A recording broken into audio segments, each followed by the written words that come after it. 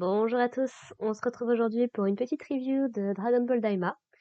Aujourd'hui, épisode 11, et c'est un épisode plutôt pas mal en action. Alors, l'épisode est séparé en deux, mais les deux parties parfois se rejoignent un peu. Donc d'un côté, on va se concentrer sur Arinsu, qui effectivement n'a pas été satisfaite du Majin qu'elle a créé, donc Majin Buu. Et du coup, elle retourne voir la sorcière qui a créé Majin Buu pour lui dire: «Fais-moi un autre Majin, celui-là, il va pas être capable d'affronter le Tamagami et de gagner.» Du coup, bon, même si ça lui fait pas des masses plaisir, la sorcière, elle s'exécute. Donc, elle refait sa petite mixture. Elle ajoute du coup tout ce qui reste de l'essence de Buu. Moi, je pensais qu'ils avaient tout utilisé en une fois, mais apparemment, ils en avaient gardé. Et du coup, ils ajoutent de nouveau une graine, mais cette fois, au lieu de la mettre à 5 centimètres de profondeur, ils la mettent à 20 centimètres de profondeur. Alors, je sais plus très bien à quoi est censée servir la graine, mais la sorcière, ça l'inquiète. Elle essaye de l'en dissuader, mais elle se dit: «Écoute, c'est notre dernière tentative, autant y aller à fond, quoi. Quitte à ce que ça parte en vrille, très bien.» Et donc, naît cette fois un nouveau Majin, qui s'appelle Majin Buu, et qui ressemble beaucoup plus au Majin Buu qu'on avait connu à l'époque. Donc, en tout cas, Siku ressemble plus à Kid Buu. Euh,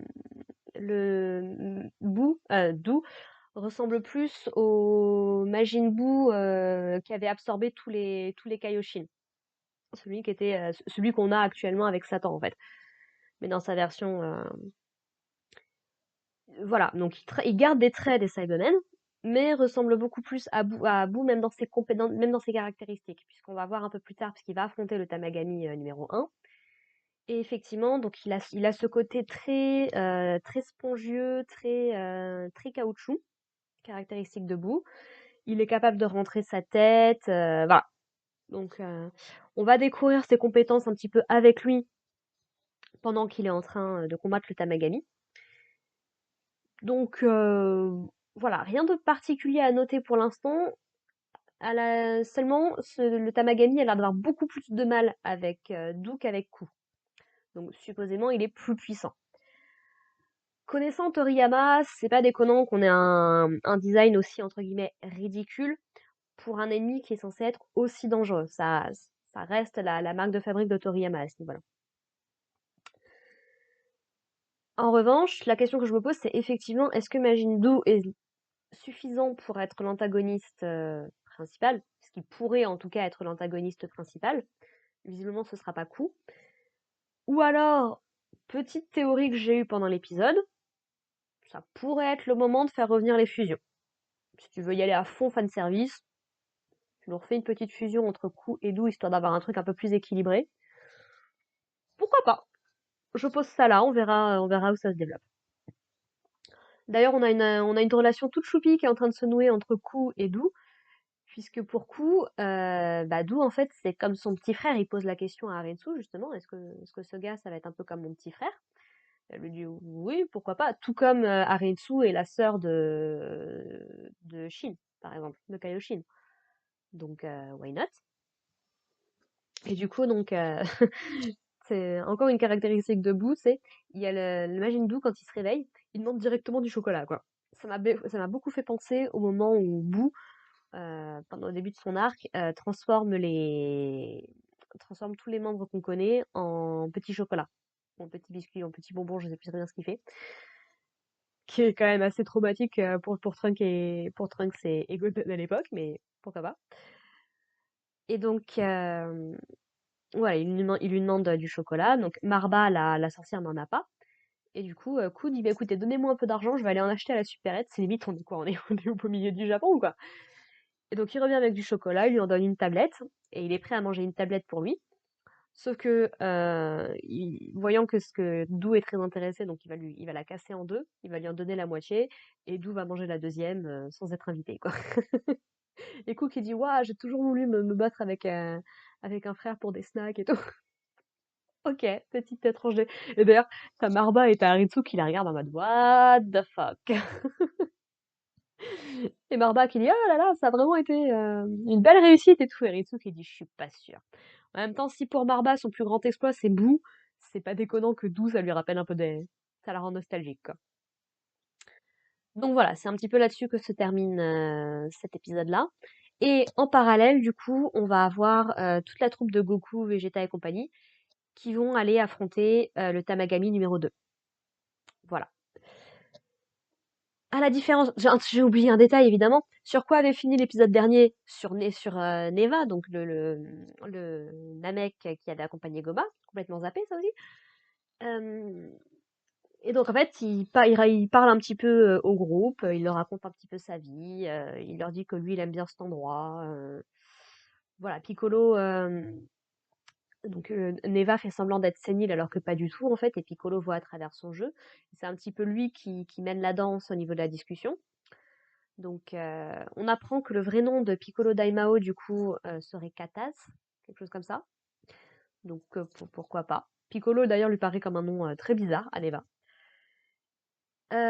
Donc voilà, en fait, Neva va leur proposer un deal. C'est, bah, prenez-moi avec vous. A priori, je pense pas qu'il y en ait un de vous qui parle de Namek. Et si vous voulez faire un vœu, vous allez devoir le formuler en Namek. Bulma, d'ailleurs, fait la remarque que c'est comme Polochka, le, le dragon de Namek, justement. Donc, c'est assez logique, surtout que les Dragon Ball étaient aussi assez grosses et tout. Donc, intéressant de voir les liens qu'on fait entre Namek et cet endroit-là. Est-ce qu'il nous apprend d'autres trucs intéressants? Bon, pas vraiment. Il nous dit juste que bah voilà, il avait prévu un petit peu pas mal de trucs qui se sont passés. Et que voilà. Donc, Neva vient avec nous et donc il nous accompagne jusqu'au Tamagami numéro 2. Qui cette fois-ci va être l'adversaire de Vegeta, puisque Vegeta insiste bien sur le fait que c'est lui qui va affronter le Tamagami, parce que Goku a déjà fait le premier, enfin celui du troisième monde. Et Goku essaye de négocier, machin et tout, il dit ouais, plusieurs personnes peuvent affronter ce mec, et il dit bon, tant que le combat reste du 1v1, moi je vois pas de problème à ça. Ok, très bien. Et donc du coup, Vegeta affronte le Tamagami numéro 2. Se débrouille plutôt pas trop mal, mais le Tamagami numéro 2 prend quand même le dessus. Et Vegeta va finir l'épisode dans la gueule d'un kraken. Voilà, et l'épisode se termine littéralement là-dessus. Donc, comment ça va se passer, on verra. Maintenant, Vegeta nous a clairement pas montré l'étendue de ses capacités dans cet épisode-là. On n'a pas de Super Saiyan, on n'a pas de Final Flash, en tout cas il ne le mentionne pas. Donc voilà, a priori, est-ce que Vegeta va réussir à s'en sortir tout seul? J'ai plutôt tendance à penser que oui. Ça fait 2 épisodes qui se tapent des kraken, et dans ma tête, j'étais là. Le machin essaye de t'avaler, balance-lui un Kikoa dans la tronche, quoi. Mais non, il y en a qu'un des deux qui a pensé. Pourquoi pas. Donc voilà, un petit épisode bien bourré en action. On en découvre un peu plus sur le personnage de Neva, qui a l'air d'être beaucoup plus sympathique. Pas l'air d'être un méchant pour ce qu'on en voit. Nouveau Magine, donc voilà, ça avance, et pendant ce temps, t'as Goma qui regarde ce qui est en train de se passer. Et il est en mode, mais au secours. Par contre, il remarque pas que Harinsu, elle est en train de faire affronter un de ses magines dans la cour de son château, quoi. Lui, il est tellement concentré sur les étrangers que ce qui se passe à côté, Osef, t'inquiète, ça passe. Donc voilà, un bon petit épisode qui voilà, donne envie pour la suite, de voir l'étendue des capacités de Majin Buu, mais également de voir est-ce que Vegeta va affronter directement tout seul le Tamagami ou est-ce que Goku va encore une fois gérer toute la situation. On verra.